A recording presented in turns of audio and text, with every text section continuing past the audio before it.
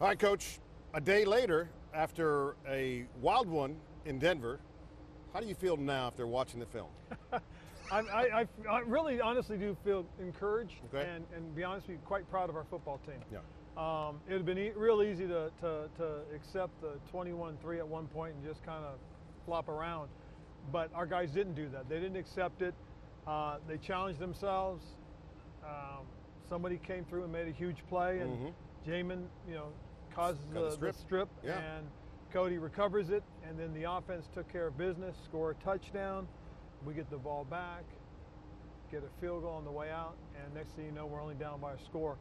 I feel really good. I really do. Real proud of just the fact that our guys showed the grittiness, the resilience to keep playing and understand this is a four-quarter football game. Your first quarter and a half or two may not be what you want, but you can most certainly change it in the second half, and they did. And that's what you did, certainly. At 21-3, though, I mean, people on Twitter are going to alcohol at this point. They're like, oh my heavens, what is happening? Yeah. What are you feeling at that point? I'm feeling all we need is to just make something happen. And lo and behold, on the defensive side, Jamin came through. And then we reacted. And then next thing you know, our guys were doing the things they needed to. It's one of those things that in the past, it's, oh no, here we go again. That wasn't true yesterday. And I think our guys just showed us what we're capable of. Logan Thomas, I don't know how he held on to the ball. Kareem Jackson with a complete launch and into the face mask, and it was a very scary moment. You went through it last week too. You went to the league and said, what are these guys doing? Kareem Jackson headhunting. How do you approach that to the league? And what a great play by both Sam and Logan. Well, I think, in situations like that, you do send it in, you do ask for an explanation, and they usually tell you what they're going to do. But for the most part, that's something that needs to be addressed, because those are the type of plays we're trying to eradicate from the league. Right. We want good, solid football. We want good contact. We want guys to make sure they lower their targeting, below the neck, above the knees. And we don't want them to use the head. We want the shoulders being used. We want right types of tackling techniques, and that's probably the biggest thing that as coaches you try to get across to your own players, and it's something that has to be reinforced by the league as well. You think he should be suspended? I think what they need to do is they need to look at his past history and look at what happened yesterday, and then make the decision based off of that. Well, and he got fined the previous week as well, so I think I know where you stand here. Sam Howell, his decision making in the second half was what? It was much better. In fact, his decision-making you saw really improve right in the middle of the second quarter. Decisions to throw the ball away, decisions to slide. Those were the types of things that you start to see growth. Understanding, recognizing that I can't do this and protect the football. I've got to do this. I got to be smarter in that type of decision-making. I thought he handled the play calling very well. Kudos to Coach Bieniemy and his staff on how the rhythm started to really come together in the middle of that second quarter. And be quite honest, there were moments in the first quarter where we did move the ball. Yeah. Unfortunately, something came up, whether we gave up a sack, whether we got a penalty, whether we missed an opportunity, but we moved the football. We just didn't punch it in the way we needed to. It happened in the second quarter, and that was a really good thing, because it came at a time when we gathered momentum. We scored 11 points in the last 2 minutes. Okay, we had basically that opportunity to do that, and we did it. We've done it back-to-back weeks where we scored points going into halftime. Right. In that second half, defenders, Deron Payne looked like a man among boys at one point. And you had the guy who's, I liken to a caged lion in Chase Young, who was so wanting to get out there the previous week, finally got some action and was a difference maker as well. He was an impact player, as was Montez. Yeah. And was Jonathan. Jonathan had to absorb several double teams this past week. He had to deal with that for the most part. And when you get a guy with Deron's ability on a one-on-one situation, he's going to win more often than he doesn't. So coupled with the way those front four plays played, Abdullah did that, JR did that for us. The two primary outside backups, Casey and James Smith, both got opportunities and they took advantage of it.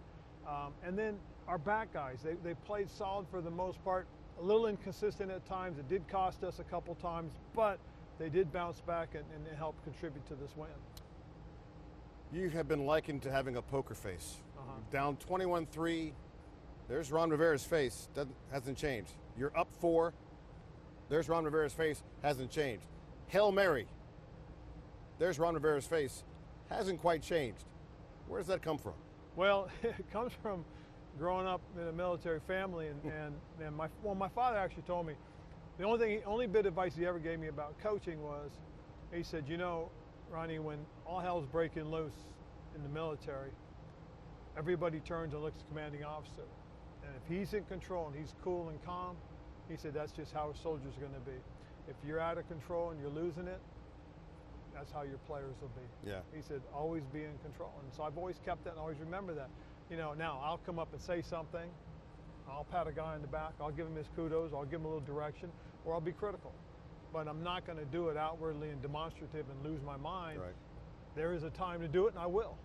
And that's one thing that I try to pick and choose the right opportunity. Because if you do it all the time, because, oh, there he goes, he's ranting again. That's not me. I'm not going to do that. But I'm going to do it when it needs to be done. I can make light of this now because you won the game. But, Coach, I'm 5'6". I've got a little vertical. I can also knock a ball down. The Hail Mary. Yeah. I mean, you have to scratch your head at that point because we've seen it time and time again. There's one rule in that. Knock it down. Unfortunately, when we went to knock it down, we missed it and only caught an edge of it, a tip of it, and it ricocheted up, which is the worst thing that could happen.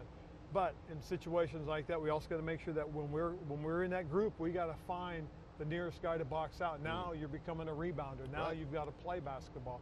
And it's something we'll just continue to work on. We worked on it in camp. We work on it every week. You know, Jack and his crew try to make sure we practice it.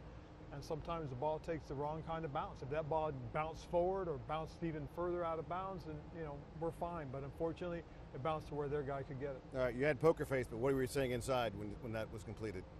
Can you repeat that on TV? No, I can't. I'll tell you that right now.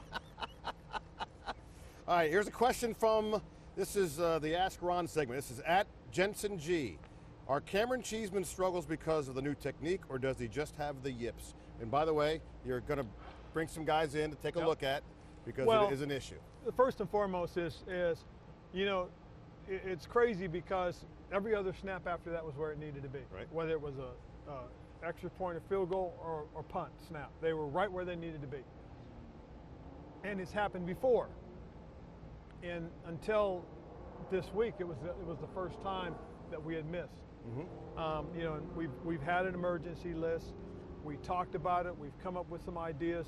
Yes, we are going to have a workout tomorrow. We're going to bring in a number of guys we want to watch. We want to create this list, and we're going to talk about it after we get done, just to see. But again, decisions we make are what we really do believe is in the best interest of our players and our football team to give us the best opportunity to win. Largest road comeback for this franchise in 33 years, Coach. That's got to make you feel good. It does, because again, as I said, it showed their resilience. You know, I know it's also the first time we've won in Denver in a long time. So there was a lot of good things that our guys did, a lot of things that we're going to build on. But the biggest thing, more than anything else, was their attitude, their character, their poise, their grit.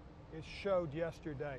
And that's something we're going to build on, because again, we've got a tough part of our schedule coming up. We've got 2 playoff teams. One of them had been in AFC championships games several times, and one of them obviously had gone to the Super Bowl. So we're going to get tested. We're going to find out exactly where we are, but we can only take them one at a time. So our focus is going to go to Buffalo immediately and how we want to be able to play against these guys. Final question. You've been giving away game balls to your owner for several weeks. You got one. Yes. 100 victories. That's 2. That's 2. That's 2. Yes, sir. And it's all on you guys, but there's one guy in here. He's got 100 wins. Whoa! One of only 50 coaches ever, and one of only active coaches, Ron Rivera, man.